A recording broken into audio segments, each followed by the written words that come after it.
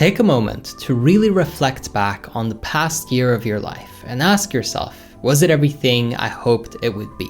Am I satisfied? Am I fulfilled? Or do I feel like I let myself down? And regardless of what the answer is, I just want you to become aware of how you spent your time. What were your hours all going into? What did you prioritize? What did you really focus on? And then look back and really think about the result that provided you. Now, the next step is to think about what you would like the next year to bring you. What results would you like to experience? What changes would you like to make? And then I want you to ask yourself, what would I have to spend my time on? Where would I have to focus my energy in order to get those results? And if you want to take this one step even further, make it even more powerful, then ask yourself, how could I make that process fun? How can I do it in a way that would be enjoyable for me? Because then you'll be way more likely to follow through. Of course, if you want growth and improvement in the next 12 months, you're going to have to put in hard work. You're going to have to be consistent, and you'll probably have to change a lot of things about your current behavioral patterns. But also, very importantly, you've got to make the journey as enjoyable as possible, and you really have to get creative when it comes to how you will achieve what you want to make it easier to do so. Bill Gates has a pretty funny quote where he says, "I will always choose a lazy person to do a hard job because they will find an easy way to do it." And so when you think about what you really want this next year of your life to look like, reflect, think deeply, and really, of course, focus on where you could work harder and all the things you could do better, but also, how can you optimize? I'm only suggesting that although discipline is incredibly valuable, maybe life doesn't need to be as difficult as we make it often for ourselves. To not only focus on what you want so desperately and how hard it will be to get it, really, when you sprinkle in, how can I make it easier? How can I make it more fun? All of a sudden, the whole journey changes.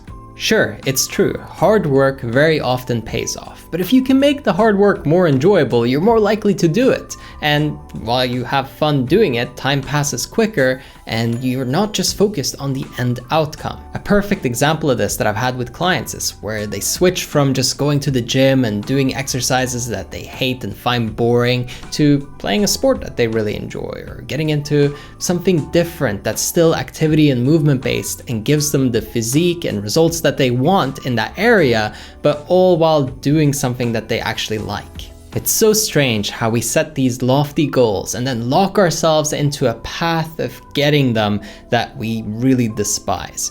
And this self-torture, this self-imposed prison really doesn't have to exist. Remember, you don't really have to do anything except for meeting your basic needs. Rather, you get to do whatever you want. Whatever you want the next year to look like, really design it in your mind, visualize it, see it for yourself before it happens, because that's the most surefire way to ensure that it does happen. The more vivid and clear the visualization, the easier it is to see your target, the simpler it will be to hit it. So when you think back at any goal that you've ever failed at, anything that you tried to achieve and you didn't quite follow through, you probably did make the mistake of making it unbearable for yourself. I've worked with over 800 clients, and I've heard people say that maybe they're just lazy, maybe they just don't have the drive and motivation. But the moment that we make it engaging, the moment that it becomes fun to do the right thing, all of a sudden it's the easiest thing in the world and they're having a great time and they're working harder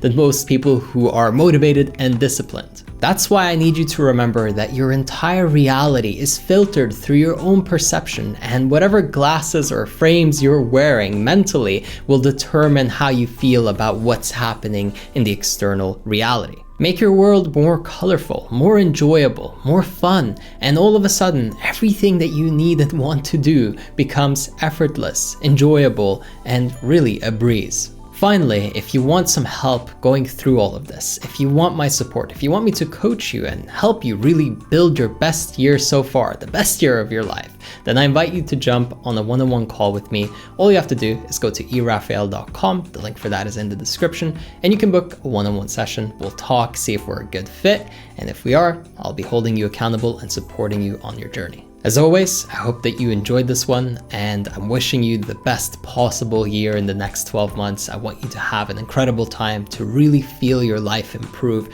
and to see growth in every area. Until next time, I'll catch you on the next one.